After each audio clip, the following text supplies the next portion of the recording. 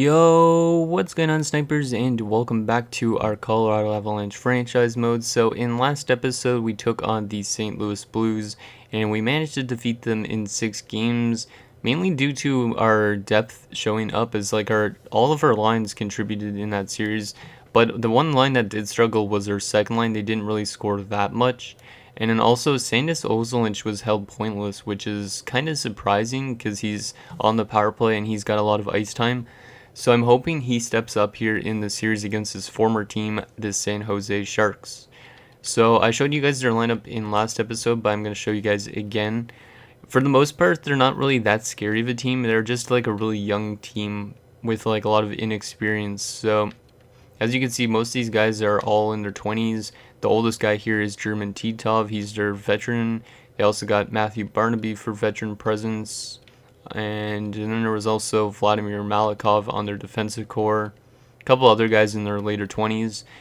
And then also Steve Shields in between the pipes. And then their depth is not that great as well, because like a 60 overall is not really somebody you want to have on your depth. Like, he would be more suited for the minors. So I think we should be able to beat them, but then again, I don't know how they assimilate. They did sim the first round, and they had also a really horrible season. Like, they won 36, 38, and 8, but they still made it because of those ties, I think. So I don't know if this team could actually pull off an upset or not, but let's see what happens here in round number 2. Game number 1 on home ice. Since we won the President's Trophy, we got it the entire playoffs. Let's go, boys. First period. And the Sharks actually score first. Isaiah Thomas beating Patrick Waugh, and we are out shooting him 12-6, yet Patrick Waugh dropping the ball a bit there. Let's see if we could answer in that second period and tie this one up. Second period, there you go, 2 goals for us. We had a couple 2-goal second periods in the first round. So Watt scores. He actually had a really good first round, and Chris Drury on the second line scores. So the second line, hopefully they continue to get points here in the second round, because they didn't really have the greatest first round. And third period underway. Come on, boys, let's get some insurance here and lock down this game. Penalty kill. It's a long penalty kill. We had one of the worst penalty kills during the season, but we managed to kill one off there. Power play chance, and there you go. Captain Joe Sakic with his 10th point in 7 games, and it's a 3-1 lead for us. Time is winding down, and there's another late goal from Mike Watt. Patrick Marleau beating Patrick Waugh late, but it's still a 4-2 victory for us. So yeah, Watt with another 2-goal game. So yeah, Mike Watt has been contributing a lot in this playoff run so far. He's got like 7 points. So Watt from Culp and Zadorov, Drury from Ozolinsh and Sullivan, Sakic from Ozolinsh. So Ozolinsh picking up 2 assists in that game. So big answer for Sandis after a pointless first round. And then Watt from Strudwick and Zadorov. So yeah, that fourth line's been really good, because Watt's got 4 goals in the playoffs. And then also, who else was it? Zadorov's got multiple points. Culp has got multiple points. So yeah, that young fourth line getting it done. So our offense has actually been really good. Like, in all the wins that we have so far this entire playoff run, we've scored 4 or more goals. So I'm hoping that continues, and hopefully we continue to score goals, because if our offense dries up, we might get into trouble, because in the tighter games is where we lose, it seems like. So here we go, game number 2, still on home ice. Let's get this done, boys. First period, and it's 1-0 us. Sean Donovan, who also had a really good first round, opens the scoring for our team, because he used to play in San Jose for a bit. Shots are 9-8 in favor of us. Second period, and it's 2-1 for us. So Ralph Culp picking up his second playoff goal, so that fourth line again, and Marco Sturm giving the Sharks a chance in this game. Shots are 19-16 in favor of the Sharks. Let's see what happens here in the third period. Can we just lock this down just like last game? Because this is pretty much the exact same thing as first game. Halfway through this third period, we still got a 1-goal lead. Power play, come on, boys. And then we can't score on it. Final 5 minutes of this third period. Just lock this down, guys. Lock this down. And we're going to do just that. And we win 2-1. And have taken a 2-0 series lead. Headed back to San Jose. So Donovan from Bullis and Forbes. And Culp from Zadorov and Watt. I'm really impressed with that fourth line now. Like, they're outperforming, like, even, yeah, the second line, which is pretty crazy. Like, I know Kulp and Zadorov are both guys that are young and are probably going to grow this offseason. But, like, to see, to see people like Mike Watts contribute, that's what we need for a playoff run. Like, last year we had, I think, all of our lines also doing that. And we went to the finals, but then we lost because of the Forsberg injury. So, game number 3. Come on, boys. We're on the road now. We've been decent on the road so far in these playoffs. Let's see if we could take a 3-0 series lead. First period, and it's 1-0 San Jose. Patrick Marleau with a late goal in that first period, opening scoring. Shots are 9-7 in favor of us. Second period, there we go, we tie it up. Goal from Chris Drury, so that second line getting another goal.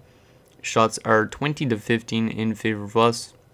Come on, boys, let's go ahead here in the third. We're playing really good defensive hockey in this series. Penalty kill, German Titov, the 38-year-old, makes it 2-1, and then Marcotti makes it 3-1. Damn. This time around, they're going to have the exact same scores as our first game, yeah, probably. Sturm makes it 4-1. I'm not liking that their offense just came through with 3 goals in the third. We got to clean that up for next game because that's something that should not happen, especially a team like San Jose. So Drury from Sullivan and Hayduk is our only goal in that game. So let's take a look at this 3 stars. So Steve Shields, Marco Sturm, and German Titov for the San Jose Sharks. Nobody for us because we kind of dried up for offense in that game. Like I said, we don't want to dry up because if that happens, then we're going to start losing games. So hopefully we could bounce back from this like what we did last round, because last round we lost here 2-1 and our offense didn't show up, but then we had two games where our offense and defense played really good right here. So I'm hoping that is the case with this as well. Like, hopefully we could bounce back from that loss. If not, we might make some line changes just to get some fresh legs together and stuff like that. So game number 4, let's see if we could take a 3-1 series lead headed home.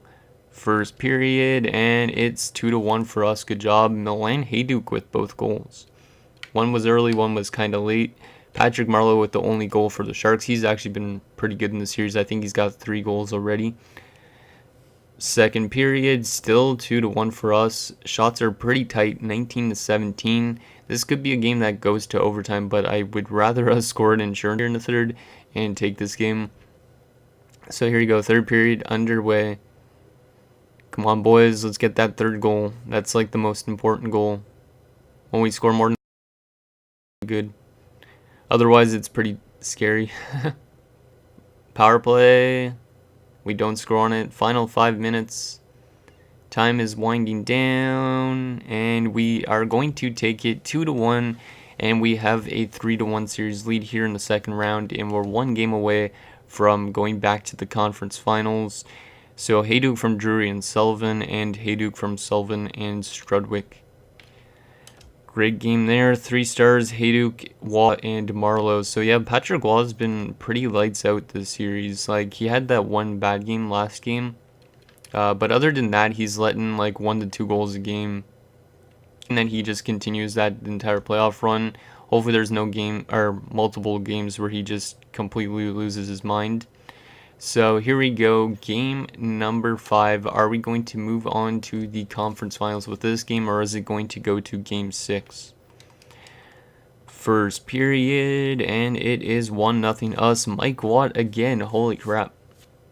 This guy's on fire, or he's electric, I guess you could say. Or, yeah, he's shocking me, because, you know, Watts have to do with electricity, I think. I don't remember, because I almost failed science class in high school, so... Anyways, we're up 1-0. Shots are 15-5 in favor of us.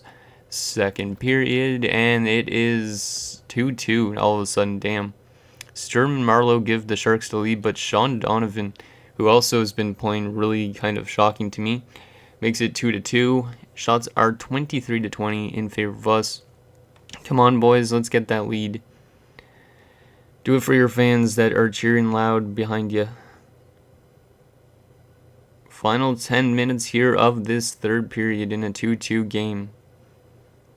And there you go, Joe Sakic giving us the lead, but Bill McCult answers right away, like less than a minute later. Yeah, this game is going to... No, it's maybe not. Oh my god, yes, Sakic with the late goal with 1:09 left. That's what you need a captain to do. Gives us a 4-3 lead, and then Colin Forbes ices the game, and we are headed off to the conference finals. That was actually really scary, because I thought if Forbes didn't hit that empty netter, I thought that was a goal for the Sharks. So, but Watt from Zadorov and Darmour, Donovan from Drury and Avalanche, Sakic from Avalanche, Sakic from Hajduk, and then Forbes from Bullis and Donovan. So, yeah, Sandis Avalanche definitely stepped it up in that series, which is what we needed him to do. Sakic with 2 goals, gets first star. Marleau second star with 3 points. He was actually really good that series. And Donovan with 2 points for the third star. So not a good defensive game that game, but we did score a lot of goals like what we've been doing this entire playoff run. So that is great. So we're off to the conference finals for, is it the...